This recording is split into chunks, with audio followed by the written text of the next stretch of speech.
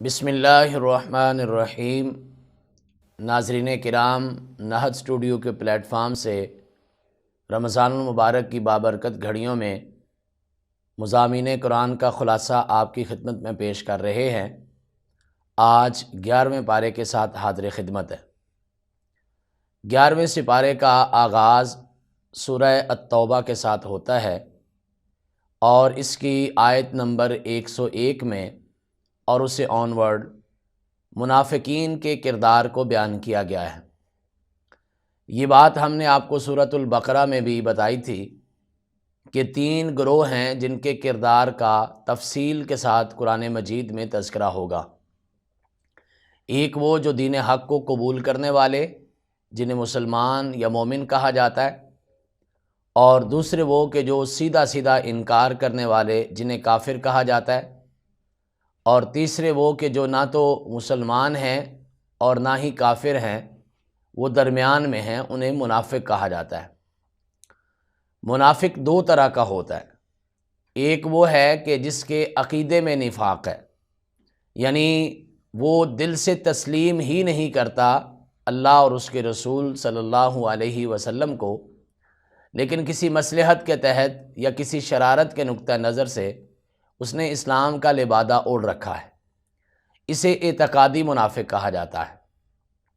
اور دوسرا منافق وہ ہے کہ جو ہے تو مسلمان لیکن اس کے عمل میں کوتاہی ہے، کیونکہ اس کے عمل میں اور اس کے عقیدے میں مماثلت نہیں ہے، اس وجہ سے اس کو عملی منافق کہا جاتا ہے۔ وہ بندہ ہے تو مسلمان لیکن ابھی پوری طرح سے اس کی تعلیم اور تربیت نہیں ہو سکی، یا اسے مزید کسی معلم یا مربی کی ضرورت ہے۔ نبی کریم علیہ الصلاۃ والسلام نے منافق کی ایک حدیث پاک میں 3 اور ایک دوسری حدیث کو ملا کے 4 نشانیاں بیان کی ہیں۔ پہلی نشانی تو یہ ہے کہ اذا حدث کذب، بات کرتا ہے تو جھوٹ بولتا ہے۔ اور دوسری نشانی یہ ہے کہ اذا اؤتمن خان، جب اس کو کوئی امانت دی جاتی ہے تو اس میں خیانت کرتا ہے۔ تیسری نشانی یہ ہے کہ وَإِذَا وَعَدَ أَخْلَفَ، جب اس کو وعدہ کرتا ہے تو اس میں پھر اس کی خلاف ورزی کر دیتا ہے۔ اور ایک حدیث پاک میں یہ بھی بیان ہوا کہ وَإِذَا خَاصَمَ فَجَرَ، کہ جب وہ لڑائی کرتا ہے تو گالم گلوچ پہ اتر آتا ہے۔ قرآن مجید نے ان کے بارے میں ایک بڑا خوبصورت تبصرہ کیا ہے کہ لا الہ ہؤلاء ولا الہ ہؤلاء، نہ تو یہ لوگ پوری طرح سے مسلمانوں کے ساتھ ہیں اور نہ یہ وہ لوگ ہیں جو کہ کافروں کے ساتھ ہیں۔ مذبذبین بین ذالک، یہ ان دونوں کے درمیان تذبذب کا شکار ہیں۔ اور منافقین کے بارے میں قرآن مجید نے ایک اور ان کی جو نشانی بتائی ہے، اور وہ بڑی خطرناک نشانی ہے، اور اس اعتبار سے ہمیں بھی اپنے آپ کو اس آئینے میں دیکھنا چاہیے۔ وہ یہ ہے کہ یہ سستی کا شکار لوگ ہوتے ہیں۔ قرآن مجید نے کہا کہ الذین اذا قاموا الی الصلاۃ قاموا کسالی، جب یہ نماز کے لیے آتے ہیں تو نمازوں میں سستی کرتے ہیں۔ ناظرین کرام، یہ وہ بات ہے کہ جسے ہمیں اپنے آپ پہ اگر اپلائی کریں تو اس کے نتائج بڑے خطرناک ہمارے سامنے آتے ہیں۔ بہرحال منافق بندہ جو ہے وہ معاشرے کی نظر میں بھی اور اسلام کی نظر میں بھی انتہائی خطرناک ہے۔ یہ وہ ہے کہ جو اپنا بن کے ڈنگ مارے گا، یہ وہ ہے کہ جسے آستین کا سانپ کہا جا سکتا ہے۔ اس لیے اللہ تعالیٰ کے قرآن نے کافروں کے مقابلے میں ان پر زیادہ سختی کی ہے۔ نبی کائنات علیہ الصلاۃ والسلام کو ارشاد فرمایا گیا، یا ایھا النبی جاہد الکفار والمنافقین واغلظ علیہم، اے اللہ کے پیغمبر کافروں کے خلاف بھی جہاد کیجئے اور منافقوں کے خلاف بھی جہاد کیجئے، لیکن یہ بات یاد رکھے کہ منافقوں کے ساتھ زیادہ سختی کرنی ہے۔ اور اسی طرح ایک جگہ پہ جہاں ان کا انجام بتایا گیا ہے وہاں پہ انتہائی سخت الفاظ بولے گئے۔ فرمایا کہ ان المنافقین فی الدرک الاسفل من النار، منافق لوگ جو ہیں یہ صرف جہنم میں نہیں جائیں گے بلکہ جہنم کے سب سے گہرے گڑھے کے اندر ان کو پھینکا جائے گا۔ ہمیں اس بات کا خیال کرنا چاہیے کہ کہیں ہمارے اندر تو کوئی نفاق کی نشانی موجود نہیں ہے، ہم تو کہیں اپنے عقیدے میں خدا نخواستہ یا پھر عمل میں منافقت کا مظاہرہ نہیں کر رہے، اللہ تعالیٰ آپ کو بھی اور مجھے بھی اور سب مسلمانوں کو محفوظ فرمائے۔ اس سورہ مبارکہ کی آیت نمبر 118 یعنی اسی 11ویں پارے میں وَعَلَى الثَّلَاثَةِ الَّذِينَ خُلِّفُوا، ان لوگوں کا تذکرہ کیا گیا ہے، 3 صحابہ کرام کا، کہ جو غزوہ تبوک سے پیچھے رہ گئے تھے۔ ان کا تذکرہ کرنے سے پہلے ہم غزوہ تبوک کے بارے میں تھوڑا سا سمجھ لیتے ہیں۔ غزوہ اسے کہتے ہیں کہ جس میں رسول اللہ صلی اللہ علیہ وسلم نے جس لڑائی میں بذات خود حصہ لیا ہو یا اس کی تشکیل رسول کائنات علیہ الصلوۃ والسلام نے کی ہو۔ مدینہ سے شام کے راستے میں یہ تبوک کا میدان آتا ہے، جو مدینہ سے کافی فاصلے پر، تقریباً 400 کلومیٹر کے فاصلے پر ہے۔ یہ وہ لوگ تھے کہ جو اس وقت کے سپر پاور سمجھا جاتا تھا، ان کی سپورٹ ان کو حاصل تھی شام کی۔ مسلمانوں کو یہ پتہ چلا کہ وہ ایک بہت بڑا لشکر جس کی تعداد 40,000 بتائی جاتی ہے، وہ لشکر لے کر مسلمانوں کے خلاف لڑائی کے لیے میدان میں اترنے والے ہیں۔ رسول اللہ صلی اللہ علیہ وسلم تک جب یہ خبر پہنچی تو آپ علیہ الصلوۃ والسلام نے اپنے ہاں تیاری کرنے کا مسلمانوں کو حکم دے دیا۔ یہ 9 ہجری کا واقعہ ہے اور یہ نبی کائنات علیہ الصلوۃ والسلام کی زندگی کا آخری غزوہ ہے۔ مسلمانوں کو جب تیاری کا حکم ہوا تو 2-3 مسائل بڑے سامنے آئے۔ نمبر 1 تو یہ کہ شدید گرمی کا موسم تھا۔ نمبر 2 کہ فصل تیار تھی، جو کسان پیشہ یا کاشتکاری پیشہ لوگ تھے ان کے لیے یہ بہت بڑی آزمائش تھی۔ اور نمبر 3 یہ کہ سفر بھی بڑا مشکل تھا۔ اسی وجہ سے اس غزوے کا ایک نام جیش العسرہ یعنی تنگی کا لشکر بھی کہا جاتا ہے۔ تو اس اعتبار سے یہ غزوے کی جب تیاری ہوئی، مسلمانوں کا ایک بڑا لشکر تیار ہوا، تقریباً 20 اور 30,000 کے درمیان اس کی مختلف تعداد بتائی جاتی ہے۔ اور یہ یاد رہے کہ یہ رسول اللہ صلی اللہ علیہ وسلم کی زندگی مبارک کا سب سے بڑا غزوہ ہے۔ اس غزوہ کے لیے بہت بڑا مال اسباب بھی مسلمانوں نے اکٹھا کیا تھا۔ ناظرین کرام، یہی وہی غزوہ ہے جس میں سیدنا فاروق اعظم رضی اللہ تعالیٰ عنہ نے اپنے گھر کا آدھا سامان دے دیا تھا۔ یہ وہی غزوہ ہے جس میں حضرت عثمان غنی رضی اللہ تعالیٰ عنہ نے تقریباً 950 اونٹ، 60 گھوڑے، 5.5 کلو سونا اور 29.5 کلو چاندی اور کچھ صحابہ کرام نے ٹنوں کے اعتبار سے کھجوریں جو ہے وہ وقف کی تھی۔ یہ وہی غزوہ ہے کہ جس میں سیدنا ابو بکر صدیق رضی اللہ تعالیٰ عنہ نے اپنے گھر کا سارا سامان پیش کر دیا تھا۔ ناظرین کرام، جب اس کے لیے مسلمان سفر کرتے ہیں، یہ تقریباً 1 مہینے کی مسافت تھی۔ لمبا چوڑا مسلمان جو ہے وہ لشکر لے کے وہاں پر تبوک کے مقام پر جب پہنچتے ہیں، وہاں قیام کرتے ہیں، تو اللہ تعالیٰ کی طرف سے مسلمانوں کی یہ نصرت ہوئی، یا مسلمانوں کو اللہ تعالیٰ نے یہ اس وقت مدد فرمائی کہ ان کا رعب جو ہے وہ اپنے دشمن کے مقابلے میں اس کے ذہن میں طاری کر دیا۔ اور حیران کن بات یہ ہے کہ سپر پاور جو اس زمانے کی تھی،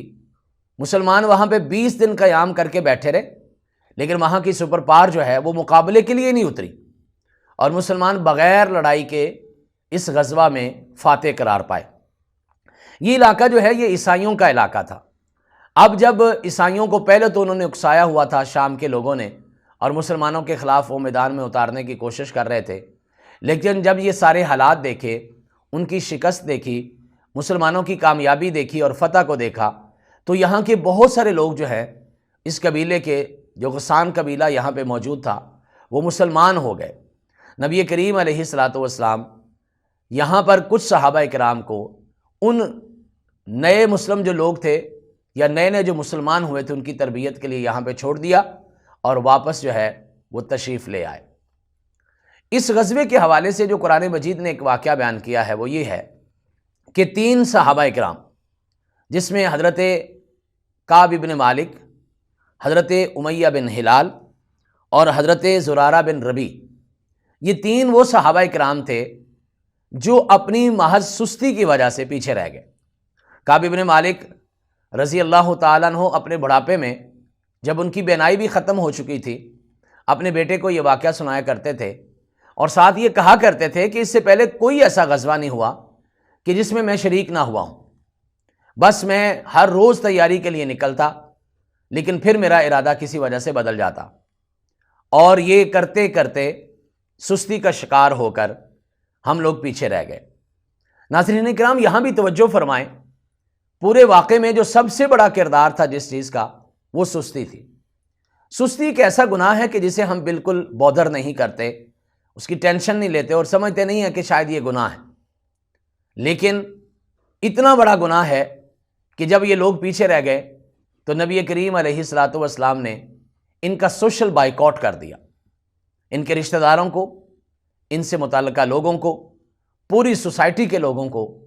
اور حتیٰ کہ خود ان کی بیویوں کو ان سے بات کرنے سے منع کر دیا۔ 1 مہینے تک یہ سلسلہ چلتا رہا، لیکن اس دوران بھی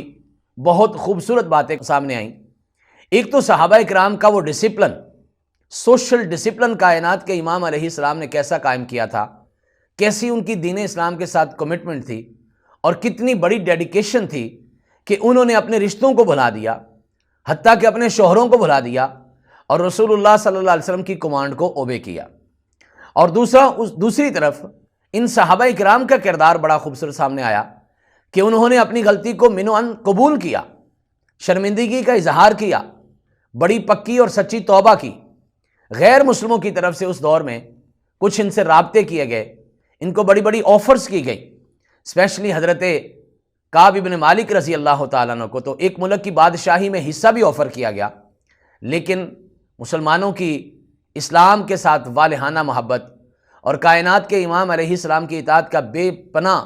اور بے مثال یہ واقعہ ہے کہ انہوں نے یکسر اس سے انتہائی نفرت کے ساتھ دھتکار دیا اور انکار کر دیا۔ بالآخر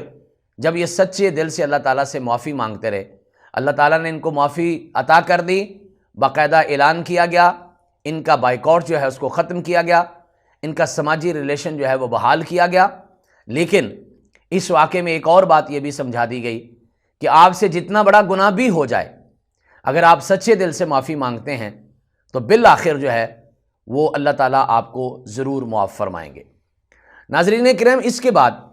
سورہ توبہ کے اختتام کے بعد یہاں پر سورہ یونس کا آغاز ہوتا ہے۔ سورہ یونس کے بارے میں یہ بات یاد رکھیں کہ یہ اللہ کے ایک جلیل القدر پیغمبر حضرت یونس علیہ الصلاۃ والسلام کے نام پہ نازل ہونے والی صورت ہے، اور قرآن مجید میں کئی ایک صورتیں ہیں جو اللہ کے نبیوں اور جلیل القدر رسولوں کے ناموں پر مشتمل ہیں، جیسا سورہ ابراہیم ہے، جیسا کہ یہ صورت ہمارے سامنے سورہ یونس اس وقت شامل ہے۔ حضرت یونس علیہ الصلاۃ والسلام کے بارے میں تاریخ یہ بتاتی ہے کہ یہ حضرت ابراہیم علیہ الصلاۃ والسلام کی اولاد میں سے ہیں۔ ان کے والد محترم کا نام متہ تھا، حدیث میں بھی ان کا نام یونس ابن متہ آتا ہے۔ ان کا نام قرآن مجید نے ذُنُّون بتایا ہے، اور ذُنُّون کا مطلب ہوتا ہے مچھلی والا۔ ان کے بارے میں امام بخاری رحمۃ اللہ علیہ نے اور حافظ ابن کثیر رحمۃ اللہ علیہ نے جو روایات نقل کی ہیں، اس کے مطابق یہ نینوا بستی تھی ایک، وہاں پہ مبعوث کیے گئے جو عراق کے ساتھ تھی۔ اس بستی میں اس وقت یہ بتایا جاتا ہے کہ تقریباً 1.25 لاکھ کے قریب آبادی تھی، یعنی اچھا خاصا ایک گنجان آباد علاقہ تھا، انسانی آبادی کا ایک علاقہ تھا جس میں یہ لوگ موجود تھے۔ نبی یونس علیہ الصلاۃ والسلام کو جب ان کی طرف مبعوث کیا گیا، وہ جو اس وقت بتوں کے پجاری تھے، اللہ تعالیٰ کی توحید سے بہت دور جا چکے تھے،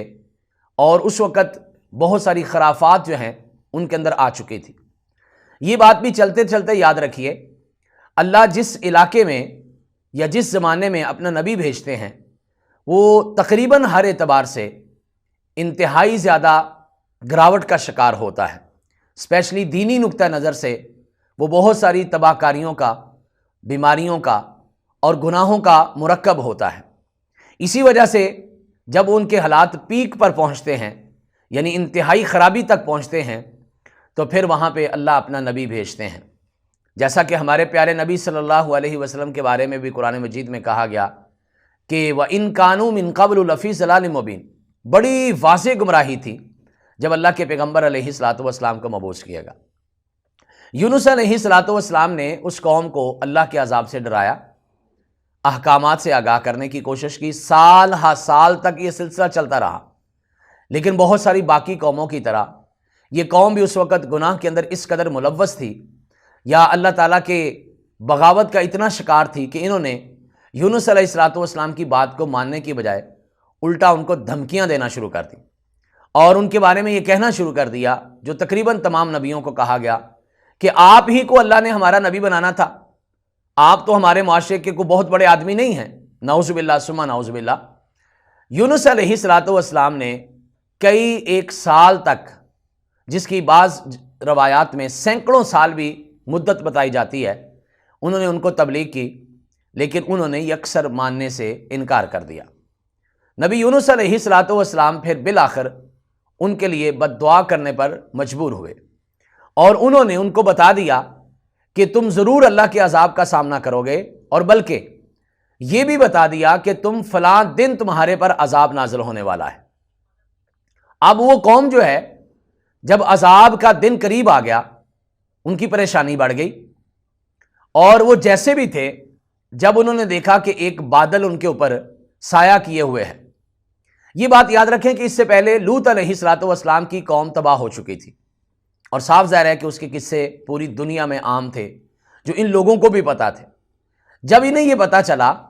کہ ایسا ہی کوئی عذاب ہمارا بھی پیچھا کرنے والا ہے، تو انہوں نے اپنی قوم کے بڑوں کو اور چھوٹوں کو جمع کیا اور بتلایا کہ ہمارے پاس واحد راستہ یہ ہے کہ ہم اللہ تعالیٰ سے معافی مانگ لیں۔ اللہ تعالیٰ کے عذاب کو دیکھ کر انہوں نے اللہ تعالیٰ سے توبہ کرنے کا ارادہ کیا،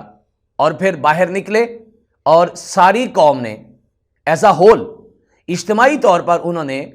توبہ کی اللہ تعالیٰ سے۔ یہ بھی کہا جاتا ہے کہ تاریخ میں یہ واحد قوم ہے کہ جنہوں نے اجتماعی طور پر نہ صرف اللہ سے توبہ کی، بلکہ سارے کے سارے لوگ جو ہیں وہ اللہ تعالیٰ کی ذات پر ایمان بھی لے آئے۔ وہی دعوت جو نبی یونس علیہ السلام ان کو دے رہے تھے، اس دعوت کو انہوں نے قبول کر لیا، اور یہ دنیا کی تاریخ کی واحد قوم ہے کہ جن پر عذاب کے اثرات آ جانے کے بعد پھر عذاب اللہ تعالیٰ نے ٹال دیا۔